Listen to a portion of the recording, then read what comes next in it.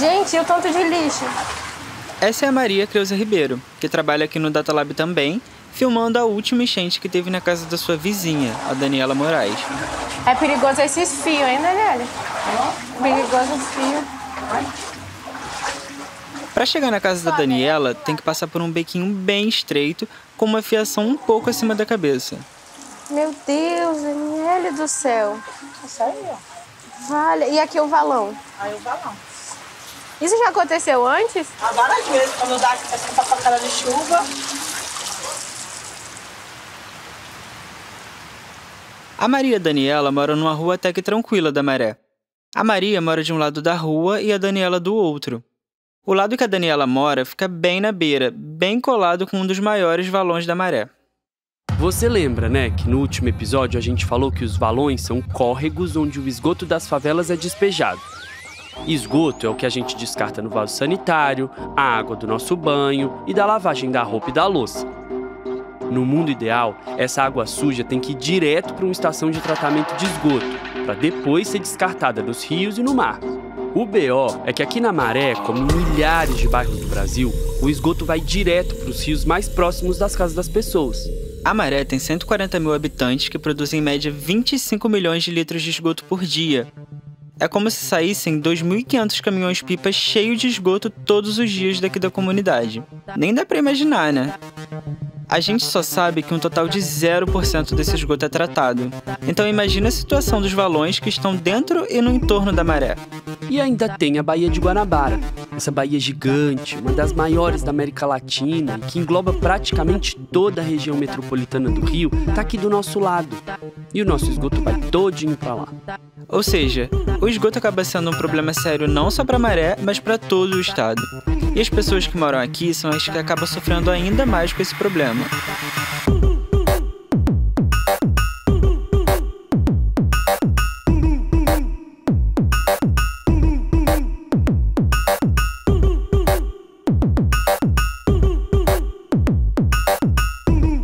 Eu sou o Vinícius Lopes. E eu sou o Gilberto Vieira. Esse é o terceiro episódio da temporada especial do Datalab, o esgoto.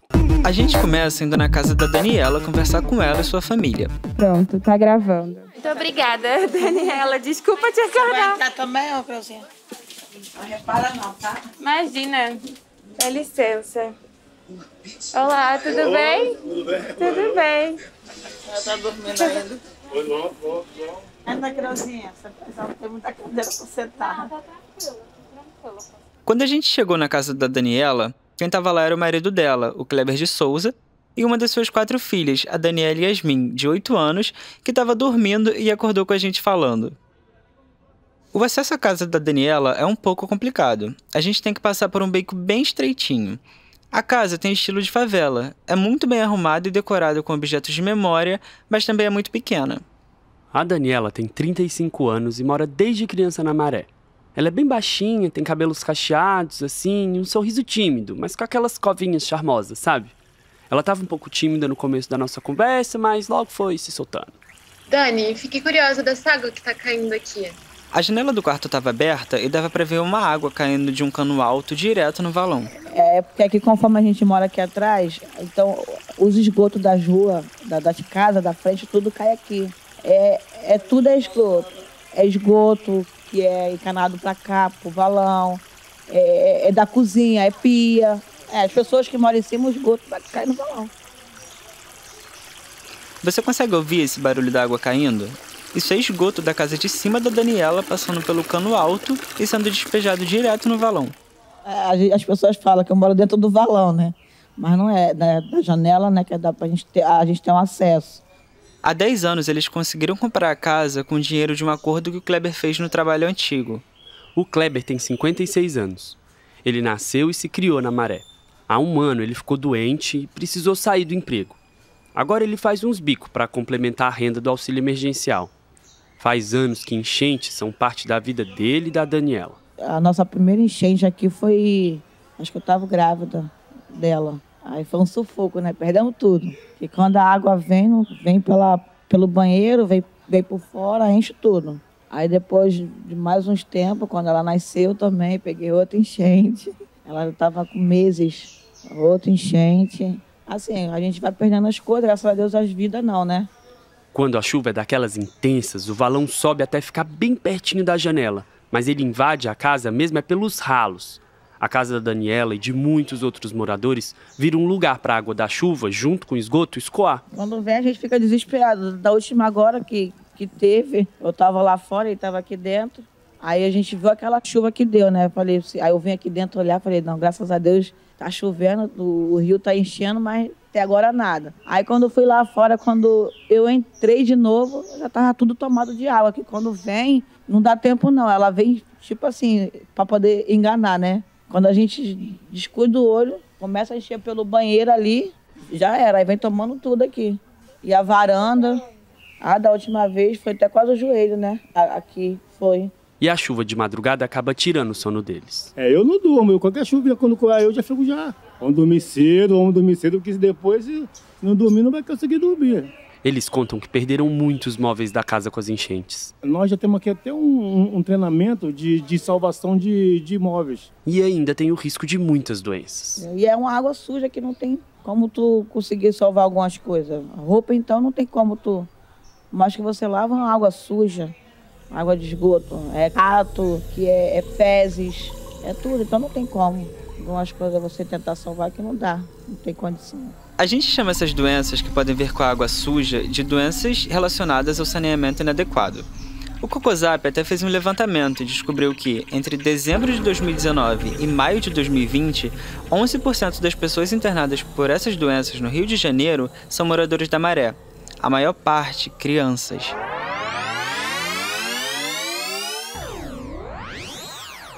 Desde quando começou parar o tratamento da água, aqui em outubro foi 316 casos, novembro 310, dezembro 330 e hoje, do dia 1º para cá, 498. Fora aqueles casos que os pacientes não procuraram as unidades de saúde, né? Mas pelas condições e pelo quadro, que é o mesmo de todos os pacientes que adentram na unidade, provavelmente seja por causa da água mesmo e pela demanda do lixo que tinha na cidade. Olha, a gente está atendendo, tendo um público de 100 a 120 pessoas, só em diarreia, no hospital. Esses casos aconteceram, na sua maioria, entre janeiro e março, quando mais chove no Rio.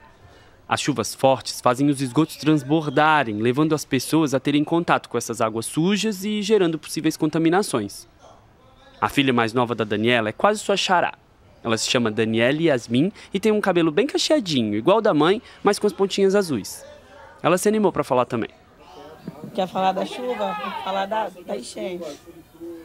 Quando foi a enchente, aí eu fiquei lá fora em cima da mesa. Eu tava chorando, porque eu tava com medo de alagar a casa daqui. Aí, quando eu fui aqui dentro, tudo tava molhado. Aí eu perguntei pra mamãe se aonde tá minha bebê reborn, não foi, mãe? Né, foi, mãe? Aí ela falou que eu não sei, aí eu chorei por causa da casa e também por causa do meu brinquedo. E pronto. Essas enchentes não são a realidade só para a família da Daniela. Muitos moradores da Maré, de outras favelas do Rio e também da Baixada Fluminense e do Brasil afora sofrem com isso no dia a dia. Eu sei disso porque moro aqui na Maré e sempre foi assim. Esse tipo de situação também é comum na vida de muitos amigos meus que moram em diferentes periferias da cidade. Mas a gente queria saber como o sistema de esgoto do Rio de Janeiro influencia as enchentes.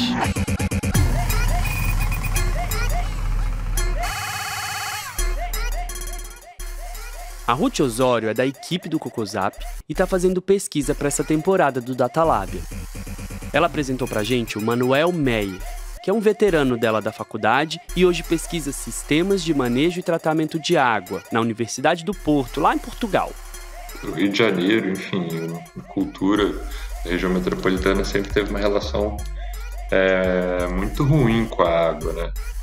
O Manuel é um ativista pelo direito básico e universal ao saneamento básico. Ele não é conhecedor nato dos problemas da favela, mas conseguiu explicar muita coisa pra gente. Então, a ideia do tratamento de esgoto sempre foi jogar em algum lugar e aquilo ir para longe, né?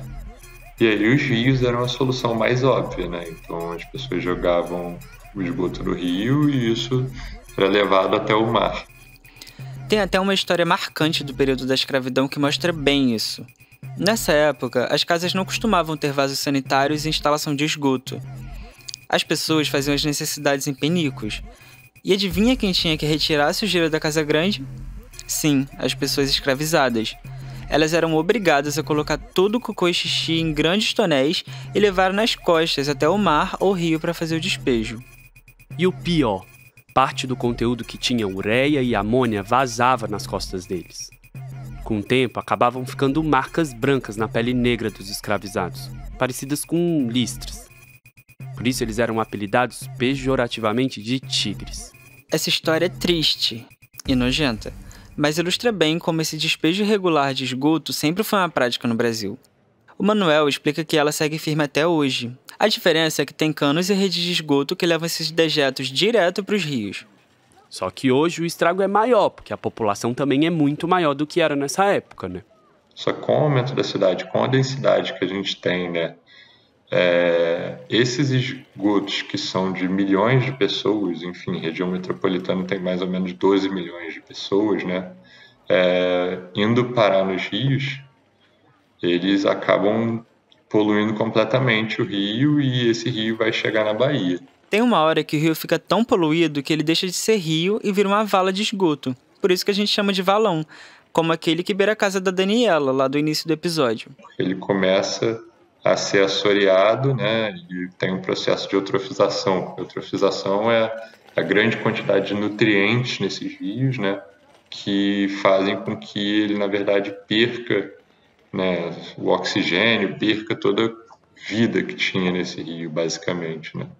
É um processo natural os rios encherem, só que dentro da cidade esse processo não é respeitado, já que a gente constrói casas exatamente ao lado dos rios. Para piorar o problema, tem tanto lixo dentro dos rios que faz com que ele transborde ainda mais. Por vários fatores, as pessoas foram construindo dentro da margem de inundação, né? E aí esses rios que estavam completamente assoreados, completamente contaminados, cheios de nutrientes, que, enfim, estavam rios mortos. Quando chove, eles acabam levando tudo isso para a antiga margem dele, né? Para a margem de inundação do rio. E aí, enfim, isso é extremamente prejudicial para quem mora do lado, perto, próximo. A gente te explica. O esgoto tem a ver com a matéria orgânica, nosso cocô, resto de comida, essas coisas que a gente produz. Sempre produziu, é da natureza.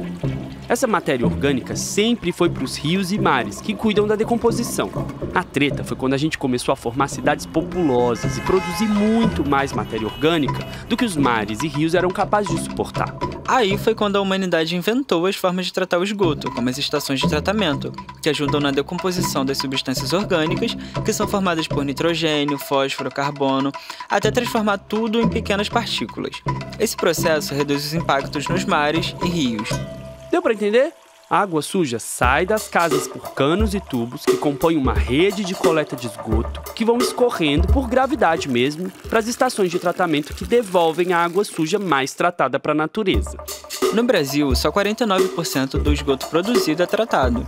O resto é devolvido para a natureza sem tratamento.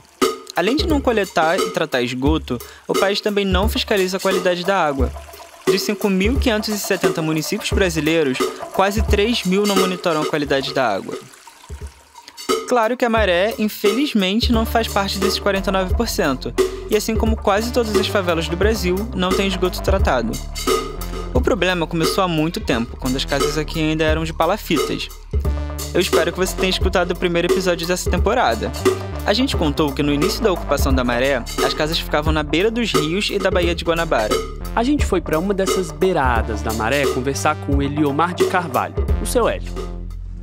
Bom, na época que eu era menor de idade aqui, isso aqui tudo era palafita, igual lá na parte do Timbal ali, da Baixa do Sapateiro, ali era tudo também palafita. Só que naquela época a gente podia tomar banho, saia correndo na palafita e pulava na água, por causa que não tinha sujeira. Entendeu? Sujeira até tinha, mas não era. Como é que a pessoa jogava até o esgoto diretamente, porque não tinha saneamento básico forte na época. Mas mesmo assim ainda tinha peixe. E hoje, por que não tem? O seu Hélio nasceu e se criou aqui mesmo na Maré. Ele tem 57 anos e desde os 16 é pescador profissional. Ele vendia biscoito nas praias da Bahia, que ainda existiam aqui na época, quando decidiu se aproximar da comunidade de pescadores. Uma vez eu peguei a bicicleta e fui à praia e parei do lado do pescador e ficava lá olhando ele trabalhando, costurando. Ele falou, você tem vontade de ser pescador? Eu falei, tenho, então me levou, entendeu? E depois disso aí não parei nunca mais. A gente encontrou com o seu Hélio na Vila dos Pescadores da Maré. É um lugar bizarro, muito, muito fedido mesmo. Fica na beirinha de um pedaço da Baía de Guanabara que mais parece um grande esgoto a céu aberto. A água é preta e oleosa e é difícil identificar a vida no mar. Com a poluição crescente da Bahia, ninguém mais pesca por aqui. Mas a vila segue viva, os pescadores que trabalham com pesca turística longe, no alto mar, e também para estacionar os barcos. O seu Hélio contou um monte de história, um clássico de pescador, né? Uma delas é de uma pedra grande que dá pra ver da vila e que se chama Pedra do Padre. Porque diz que estava passando uma comitiva para fazer um casamento no Engenho da Pedra, quando o barco bateu e... Morreu o padre, morreu o noivo, a noiva. Poucos se salvaram. Isso eu não era nascido ainda, mas já rolava isso. Esse canal aqui tinha vida. Então deram o nome de Pedra do Padre. Além de ouvir as histórias antigas da comunidade, o encontro com o seu Hélio foi muito importante para a gente entender a real situação da Baía de Guanabara e do esgoto da Maré. Afinal de contas, essas duas coisas têm tudo a ver. E a Baía era linda, tinha boto aí, pô. Agora não tem. A saída do valão aqui, chama um valão. Eles chamam o canal, mas aquilo é um valão. Muita sujeira, muito esgoto jogado. Então isso aqui é um pinico, isso aqui, como o Mário Moscatelli fala, o ambientalista. Isso aqui é cocô puro, isso aqui, ó. Não tem vida mais. Mauro Moscatelli é um ativista famoso. Ele é um dos responsáveis pela elaboração e execução dos maiores projetos de recuperação de manguezais da região metropolitana do Rio. Há 10 anos atrás ainda você via uma tainha aqui, naquelas margens do outro lado. Hoje em dia você não vê vida nenhum. Nem mangue nasce. Eu já tentei plantar mangue ali perto de São Cristóvão, no muro. Não nasce, por causa que tem metais pesados. Tem mesmo. A Bahia recebe diariamente até 90 toneladas de esgoto. É um mar quase morto, como diz o seu Hélio. Isso é resultado de um modo de pensar as políticas e estruturas de saneamento básico que vem de muito tempo. Aqui na Maré, a comunidade tem pensado nisso desde sempre porque o problema está na porta da nossa casa. Mas a gente sabe que não basta só querer para resolver. Tem o quê? A última vez que teve uma parte relacionada a saneamento, que colocaram manilhas nas ruas, tem 35 anos. Meu filho estava nascendo, mais velho. Eu tive até que passar pelos buracos da rua que vi daquela maternidade Promátria, né? Na Venezuela, que fechou, né? Não deveria, que é uma ótima instituição, mas felizmente não teve incentivo. Então, o seu Hélio está falando das primeiras e únicas obras públicas de esgotamento sanitário que tiveram aqui na Maré. No final dos anos 80, a prefeitura se uniu com os moradores organizados da Nova Holanda, lembra da Chapa Rosa? Pois é, elas, para a construção de uma rede coletora. Gil, deixa eu explicar. Rede coletora é um encanamento que vai das casas para um tronco coletor, que normalmente atende aos bairros. Esse tronco é que leva o esgoto sujo para a estação de tratamento, que costuma atender uma região maior da cidade. Na Maré, a obra da rede coletora foi interrompida, fazendo com que todo o esgoto fosse direto para os rios. Pior ainda, o Manuel conta pra gente que essa rede é a mesma que escoa a água da chuva e que isso é um problemão, porque junta esgoto, lixo e água da chuva e vai tudo direto pra Bahia. Além disso, com o crescimento da comunidade e com a falta de conexão da rede de esgoto com o tronco coletor, juntando com a água da chuva, o sistema entra em colapso e é só confusão, minha amiga. É cano estourado com água fedida pra tudo que é lado. A gente até falou desse problema do escoamento da água da chuva e do lixo no segundo episódio dessa temporada. Se você ainda não escutou, volta lá que vale a pena. Mas, voltando aqui, quem fez essa obra inacabada e ineficiente junto com a comunidade há mais de 30 anos foi a SEDAI, que é a Companhia Estadual de Água e Esgoto do Rio de Janeiro. Guarda esse nome que a gente vai falar mais dela daqui a pouco. Mas voltando aqui pro seu Hélio. Essa usina que fizeram aqui do Caju, esse tratamento, ela não funciona 100%. Essa usina que ele fala, na verdade, é uma estação de tratamento de esgoto, que se chama, acreditem, não é sacanagem, Alegria. A ET Alegria é uma das maiores estações do Brasil e foi construída em 1991 no bairro do Caju, aqui do lado da Maré, para tratar 5.000 litros de esgoto por segundo. Acontece que essa estação opera pela metade e atende apenas os bairros mais ricos da cidade. É só uma parte, uma pequena parte. Se aquilo funcionasse total e fizessem outras em ponto estratégico e fizesse galeria, o valão tem que virar galeria. Por quê? Porque o esgoto era desviado, não seria jogado aqui, ó, para cá, entendeu? Aí já ajudaria. A maré, ela dá cabo de fazer o restante. As marés de lua, que renova as águas, que tem velocidade, renova. Aí seria bem melhor, né, pô? Quem dera as políticas fossem pensadas por quem entende dos fluxos das marés, das luas. O céu sabe das coisas. O que rolou foi que nos anos 90, o governo federal assinou um acordo internacional para despoluir a Baía de Guanabara.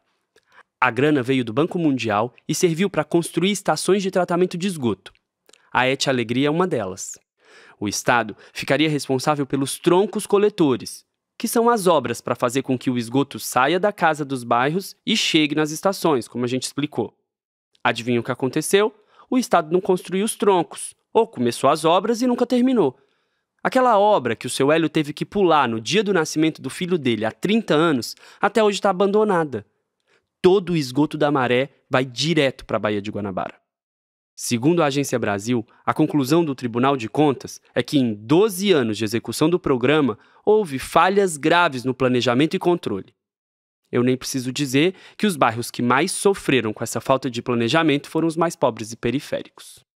Lembra da SEDAI, a empresa do Estado que deveria cuidar do esgoto e das águas do Rio de Janeiro? Ela acabou de ser vendida por mais de 22 bilhões de reais para empresas gigantescas de capital estrangeiro. A briga pela privatização do serviço vem acontecendo há anos e divide opiniões. A gente também falou com o Manuel sobre isso. Essa questão da privatização da SEDAI, eu acho que tem um fator aí, enfim, tem diversos fatores envolvidos, né? É um debate longo, complexo, mas eu acho que tem um fator central que a água, né, como bem fundamental na mão de uma empresa privada que tem como objetivo final ganhar dinheiro, pode ser uma coisa muito perigosa, né? Se você não tiver uma agência reguladora muito forte, né? Ou uma agência do Estado regulando muito bem o que essa empresa está fazendo. Eu acho que não é um dos fortes do nosso país essa regulação das empresas. Então, no geral, eu vejo assim, com bastante receio isso, né? A gente fica pensando, que empresa vai querer instalar um sistema de esgoto num lugar que não dá lucro? Que empresa vai querer fazer um grande investimento para tratar o esgoto da favela?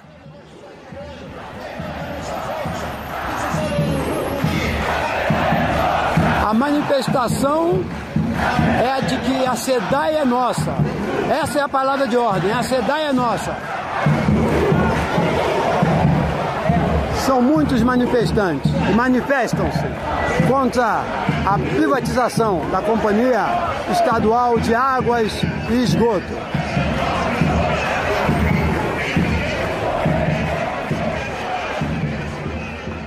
Uma pesquisa recente da Organização Mundial da Saúde diz que a cada $1 investido em saneamento, são retornados $4 em ganhos de saúde para a população em qualquer parte do mundo. Isso quer dizer que esgoto não é gasto, despesa, e que a qualidade de vida das pessoas depende diretamente disso. É importante lembrar que saneamento não é só esgoto, como a gente tem visto ao longo da série.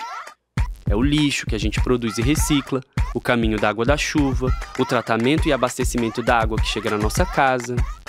Antes de ir embora, a gente perguntou pro seu Hélio qual era o sonho dele. Eu não vou dizer que meu sonho é impossível. É impossível por uma parte. Eu queria que voltasse 50 anos atrás. Queria que voltasse no tempo. Se eu tivesse uma máquina no túnel do tempo, eu entrava no túnel para me voltar 100 anos atrás aqui, para reviver esse tempo. Que devia ser maravilhoso. Devia ter índios, macacos aqui e tudo. Não existia nada, né? Praticamente de indústria, de ponte. Talvez até a ponte do Galeão Velho não existisse. Seu Hélio, a ciência ainda não descobriu como voltar no tempo. Mas cuidar melhor das pessoas e suas comunidades, isso a gente já sabe há muito tempo. O problema é que os poderosos não estão interessados na gente. Por isso nós continuaremos lutando. O Datalábia é o podcast do Datalab e está disponível em todas as plataformas de áudio. Essa temporada especial sobre saneamento básico tem apoio do Instituto Serra Pilheira e faz parte do Cocosap, um projeto do Datalab de geração cidadã de dados sobre saneamento da maré.